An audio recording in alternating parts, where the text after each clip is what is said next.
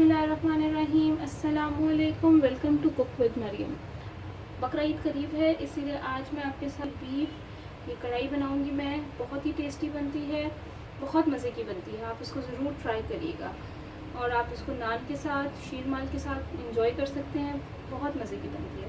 अब ये रेसिपी शुरू करते हैं। इसमें जो जो चीज़ें चाहिए वो मैं आपको बता देती हूँ। 750 ग्राम बीफ ले लिया है, इसको क्यूब फॉर्म में काट लिया है। और यहाँ पे मैंने टोमेटोज़ ले लिए हैं। यहाँ पे 3 से 4 आप टोमेटोज़ ले लें और इसको इस तरह से पील करके, छिलके उतार के और इसको सर्कुलर फॉर्म में काट दें। इस फॉर्म में अगर आप काटेंगे तो बहुत जल्दी से गल जाएंगे। और यहाँ पे मैंने 1 कप फाइनली चॉप जो है वो प्याज ले ली है। 2 मीडियम प्याज ले लें।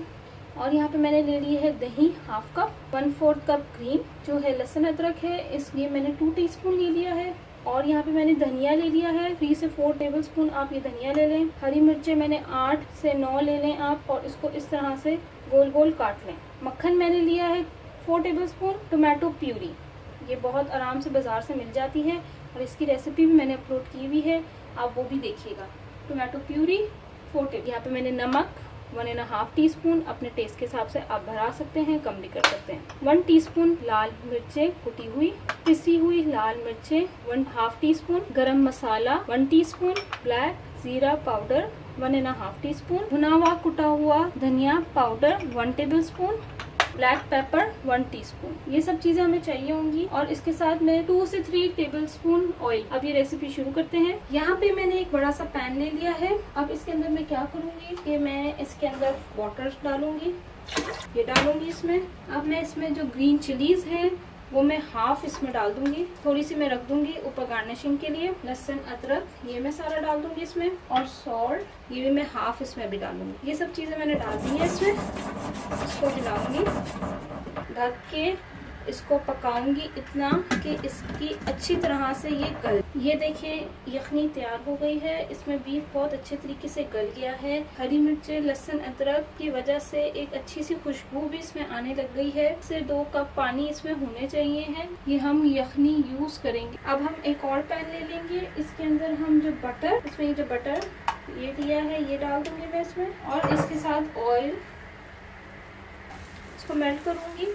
बीफ, बोनलेस बीफ, उसको मैं इसमें डाल दूंगी, डाल दी मैंने इसमें, और इसको मैं फ्राई करूंगी। ये देखिए 2-3 मिनट्स हो गए हैं इसको फ्राई करने को। अब मैं इसको निकाल लूंगी एक प्लेट के अंदर। अब मैं इसके अंदर अनियंस डाल दूंगी और इसको हल्का सा सॉटे करूंगी। ये देखिए प्याज सॉफ्ट हो गई है। अब मैं इसके अंदर टोमेटोज गैप देके मैं टोमेटोज को गलाऊंगी मीडियम फ्लेम पे। ये देखिए मैं ढक्कन खोलती हूँ और ये देखिए ये बहुत अच्छे तरीके से गल गया है। अब इसको हमें बहुत अच्छे से भूनना है कि इसका ऑयल इसके ऊपर आ जाए। अब इसमें मैं दही, टोमेटो प्यूरी,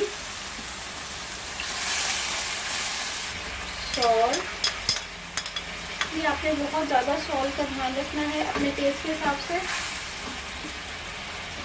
ब्लैक पेपर,